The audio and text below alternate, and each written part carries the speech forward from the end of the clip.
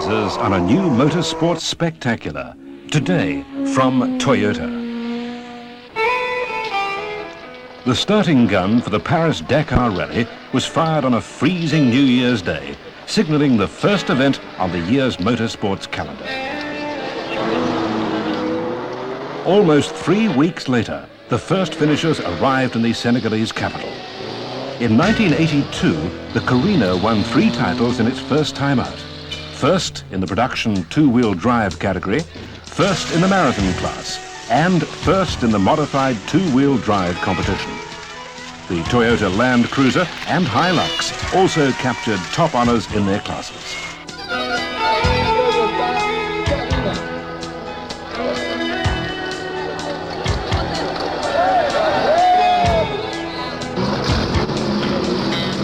Open to everything wheeled, from motorcycles to specially built vehicles, this unique adventure brings out the best efforts of the world's best makers.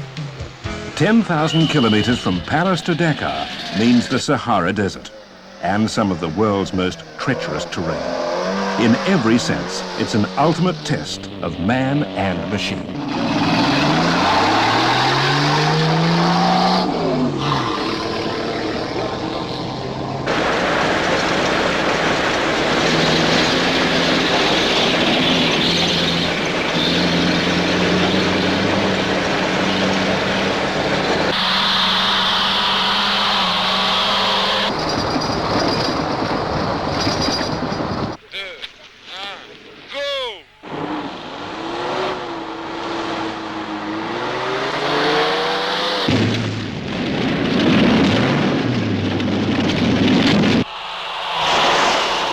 In 1983, a stock four-wheel drive Tercel finished among the leaders in this grueling event, which saw only 53 of the more than 300 starters take the checkered flag, while a Land Cruiser again took first in its class. Both showings were convincing reflections of the solid reliability Toyota builds into every car it makes.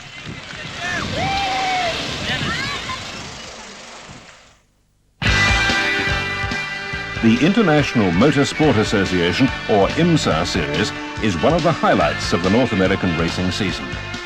The series is one of a handful in the United States and Canada which conforms to international racing rules. There's a GTP class for prototypes and separate classes for mass production GTO and GTU touring cars.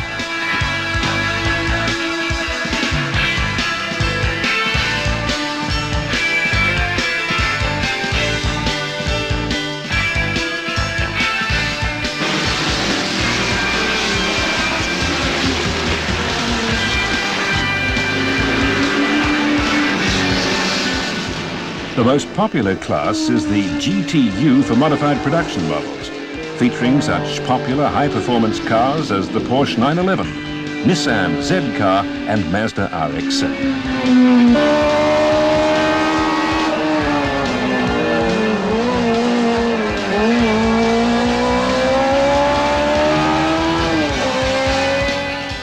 In 1982, a new factor appeared in the GTU competition, the Toyota Celica. Debuting in April at Riverside 6 Hours, it finished an impressive second at Mosport, and then set a track record at the Road America 500 miles, serving notice that Celica is the new name to watch.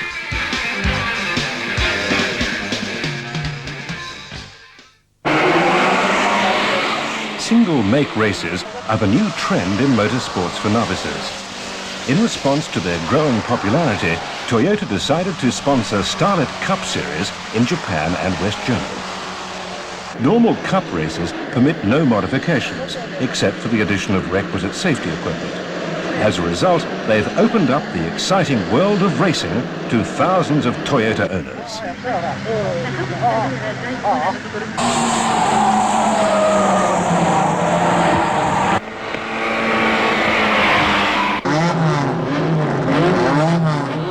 In the Starlet Grand Cup, though, entrants are allowed wide latitude.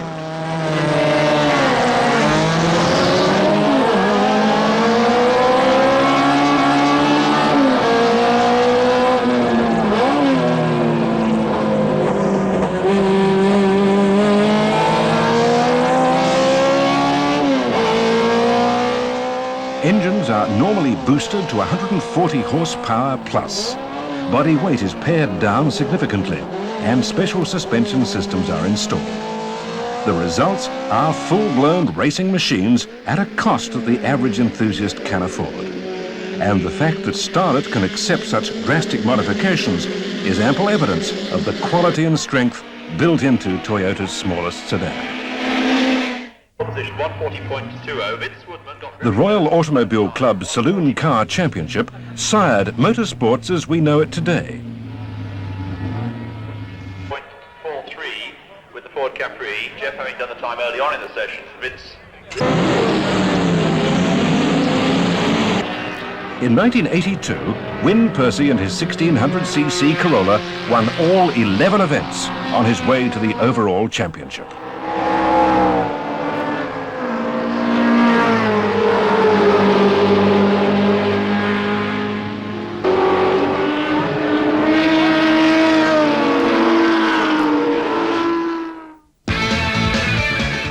The Shah Alam circuit on the outskirts of Kuala Lumpur was host for the 1982 Malaysian Grand Prix, notable for its mixed bag running with all classes starting at the same gun.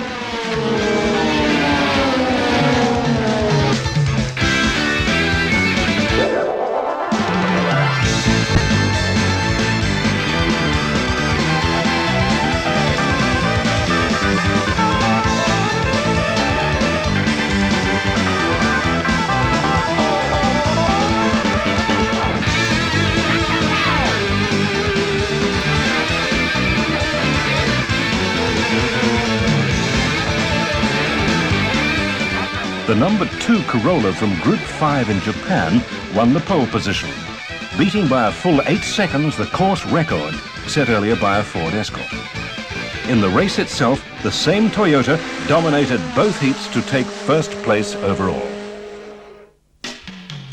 The most famous event of the World Endurance Championship is Le Mans. In 1982, a new stop was added on this prestigious tour at Japan's Fuji Speedway. Henri Pescarolo was there in his Rondo, Riccardo Patrese in his Lancia, and Jackie Ickx in his Porsche 956. But the hometown favourite was number 7, a Toyota Celica C, Japan's first Group C racer. Another crowd pleaser was number 31, a March 75S powered by Toyota's 16-valve 18RG engine.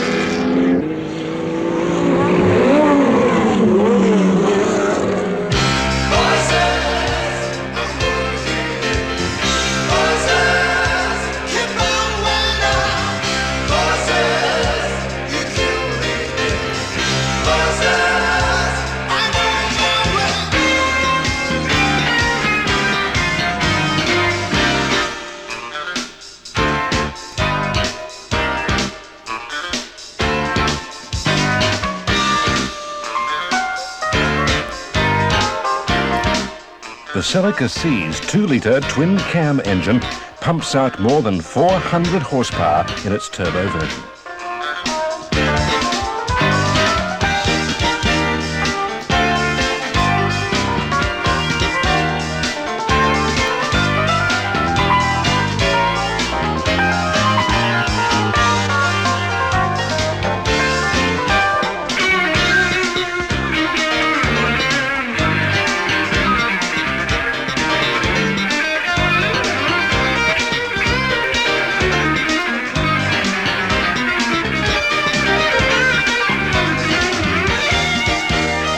Both cars did well, with the March finishing 3rd overall and the Celica C 5th, despite losing second gear midway. This great showing against the world's top cars and drivers the first time out dramatically underscored Toyota's advanced engineering and total reliability.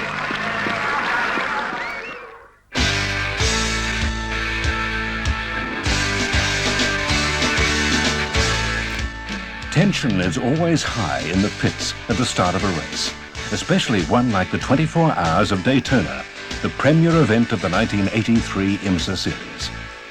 To win at endurance racing, solid suspension, good handling and superior response are all musts. And this is why such races are considered vital laboratories for production car design. In 1983, the Toyota contingent was headed by former Formula One great Dan Gurney and his All-American racers. Other participants included actor Gene Hackman and the top professionals in the game.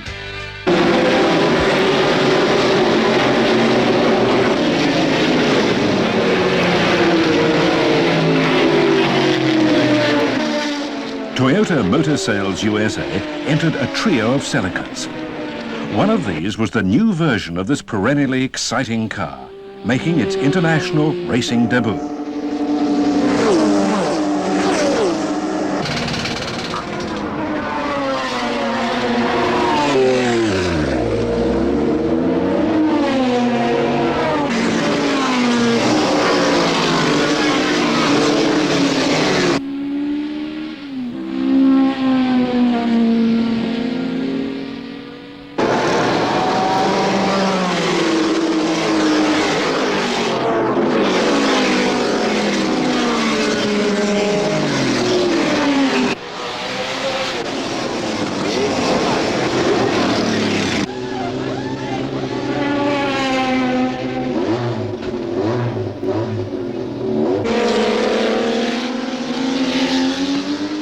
Rain started near dawn, and the field was forced to slow down. Only 28 of the 79 starters were running at the end of the 24 hours. And towards the head of the pack was a Celica, meticulously prepared at Dan Gurney's Los Angeles garage. Team manager Gurney was pleased by the performance of the factory Toyotas. And his confidence in them was borne out 2 months later in the 5th race of the series at Riverside, when Celica took the GTU title. In the next race at Charlotte, Celica won again, further proof of the Gurney magic and Toyota's solidly engineered performance. Toyotas competing in the World Rally Championship are carefully prepared by Toyota Team Europe at their base in West Germany. Notable WRC events include the famous Monte Carlo and Safari rallies. The Portugal Rally, like the Acropolis Rally, is run over some of Europe's worst roads along a hilly and treacherous 3,000-kilometre course. The only World Championship rally in the Pacific, the New Zealand event winds in and out of that island nation's rugged mountains for some 2,500 kilometres. After 6 days and 5,000 kilometres at speeds up to 120 kilometres an hour, only 6 cars finished the Ivory Coast Rally.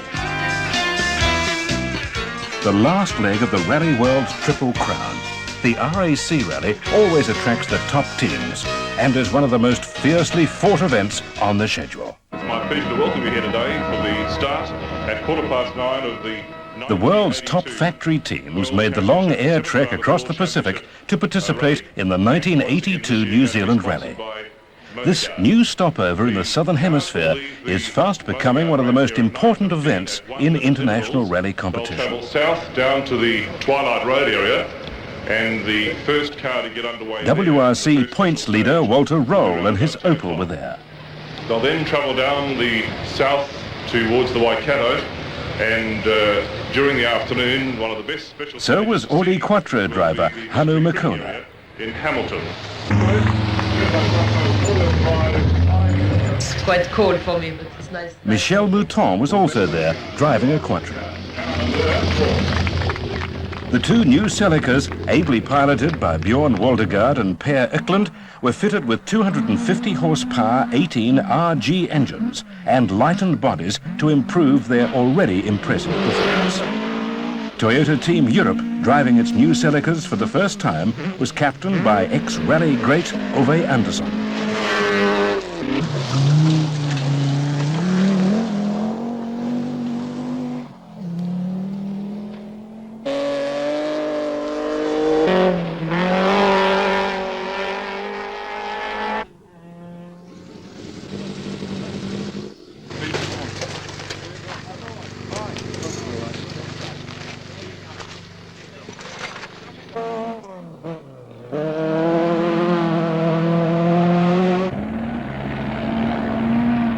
Bjorn Waldegaard, the most successful driver in WRC history, with 11 victories, shows us his winning form. The Toyotas got off to a good start and passed Mikola's Audi Quattro at the halfway point. From then on, it was a Toyota race. Let's listen to Waldegaard talk about the new Celica. Perfect. We have had almost no technical trouble, and I mean, to be the first time out for a new car is not too bad, is it? No, absolutely excellent. You've been happy with the rally itself? Have you enjoyed the rally? Yes, very nice.